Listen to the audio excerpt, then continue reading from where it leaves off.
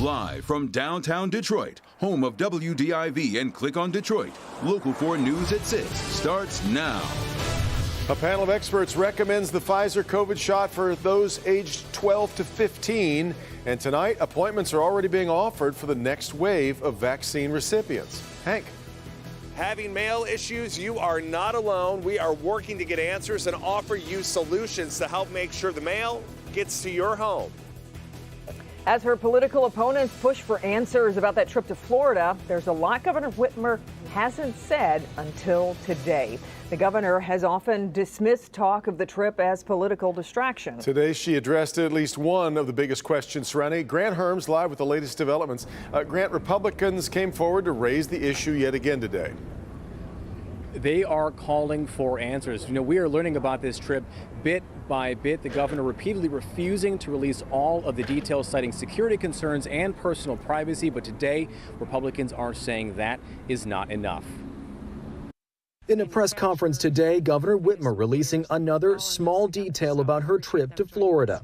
Now, I took a brief trip from a Friday to a Monday. 2 full days I was there. It was not a vacation, and it was not a gift. The governor says her trip was just 2 days, but according to flight records viewed by Local 4, the plane believed to be the one the governor was on took off Friday morning and came back Monday evening, making the trip closer to 4 days. The governor's office has not confirmed the timing of the flight.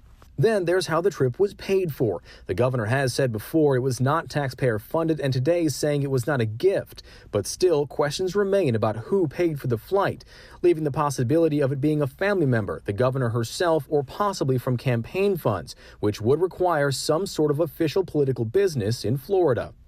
Republicans today promising new details about the trip, instead making accusations while calling for answers. So the question isn't about whose plane this is. The question is, what were the arrangements that the governor made on this trip? Did she strong-arm somebody in order to get access to that plane? These are questions we don't have answers for. The governor, though, is standing by what she called her duty to a sick father. I showed up when I was needed. I did a lot of cooking, a lot of cleaning.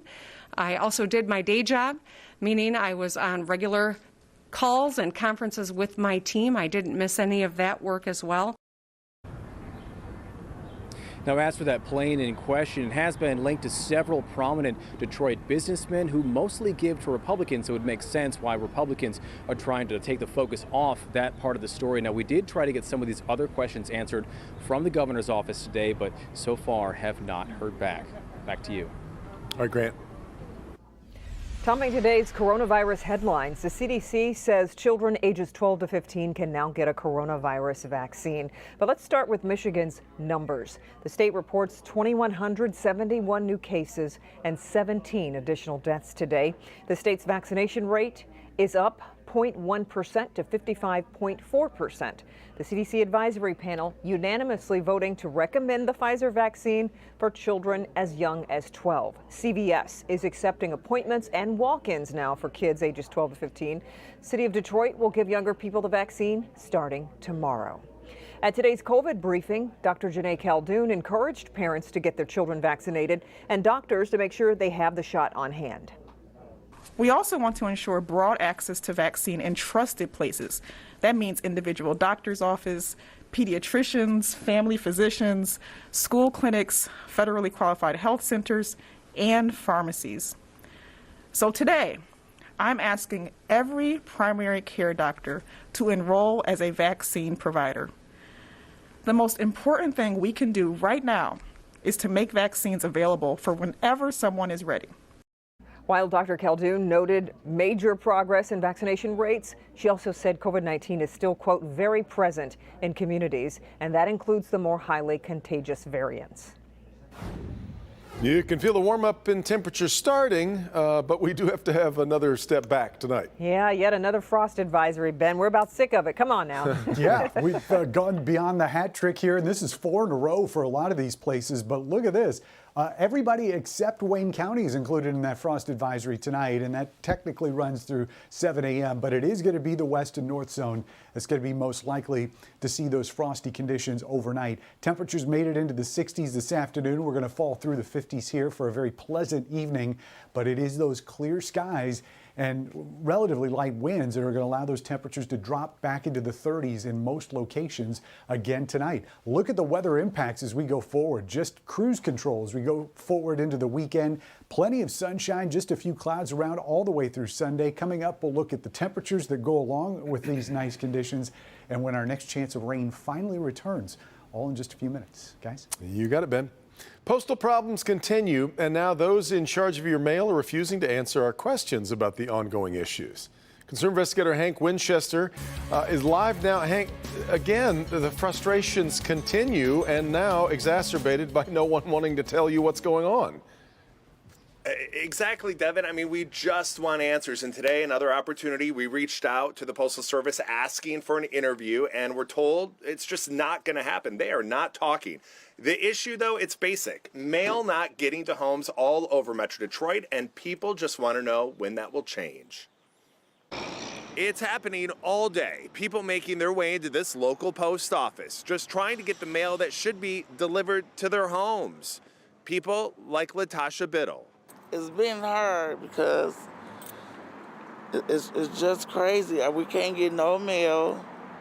It's frustrating. Latasha is worried. It's been a few weeks, and she's waiting on important mail to get to her. I know I got mail from Social Security and lawyers and other places, but I can't get to them. People emailing me, they're worried. They've been waiting on stimulus checks, Social Security checks, money that they need to pay the bills. I got checks backed up, can't pay my rent. You know, it's just terrible. I don't understand what's going on.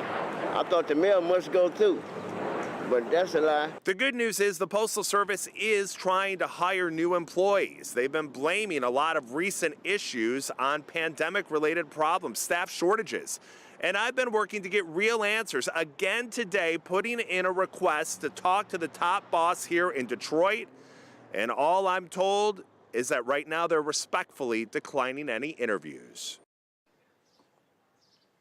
Which at this point, as you can imagine, is frustrating for us because we want to be able to give you, the viewers, answers as to what's really happening. And as of right now, we are just being told no comment. There is an opportunity tomorrow in Southfield to meet with those from the post office if you're interested in working for the USPS. But as we saw yesterday, really all you're going to be told is that you can hop online and apply for a position right there. We're live tonight. Hank Winchester. Help me, Hank. Answers forthcoming or not, we will stay on it. All right, Hank. A Pontiac woman is accused of trying to kill her sleeping grandfather. Shanitra C.A. is charged with assault with intent to murder. The Oakland County Sheriff's Office says she stabbed her 75-year-old grandfather several times Sunday, leaving him in critical condition. C.A. was out on bond after allegedly stealing a car that had her daughter inside and driving to Georgia earlier this year. A judge gave her a $70,000 bond, 10%.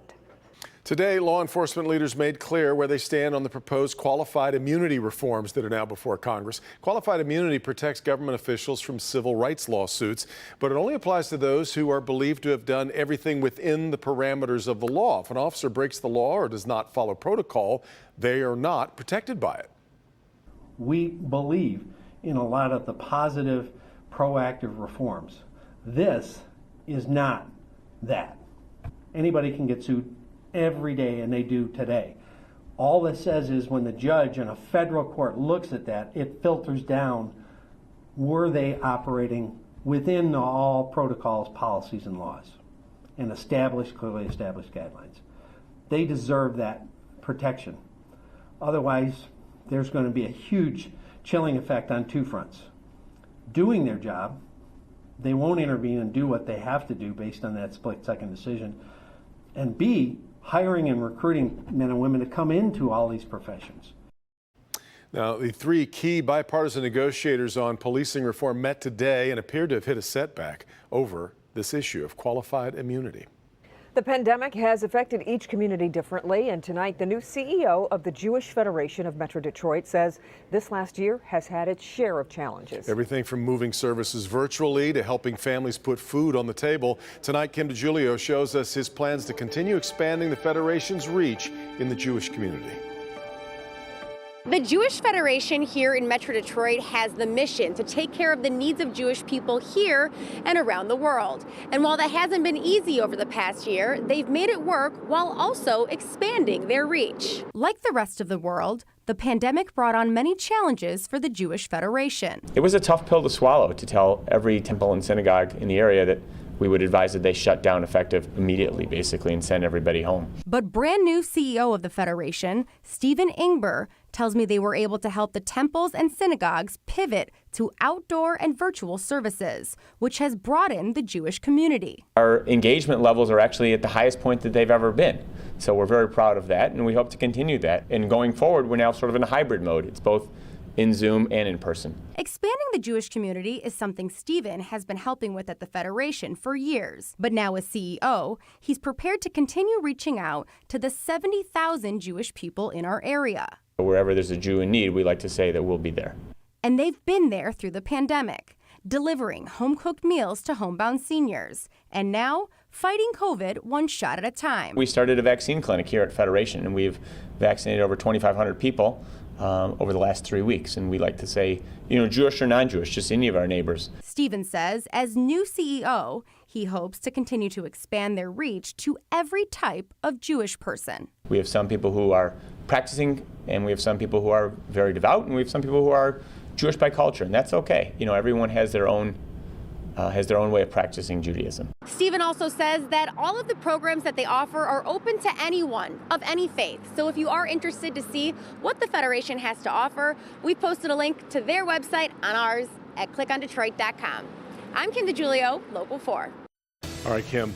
When a house catches fire, things, of course, can be replaced, whereas people and their pets cannot. That's why a local couple took time today to thank someone who made the difference in getting their fur babies to safety. That's coming up. Here's Nick. What does it take to get a perfect score, 1,600 on the SAT? We've got one student who can tell you. I certainly came out of it feeling good, but I never thought I aced it. 2 specific things that this student says you can keep in mind when taking the SAT.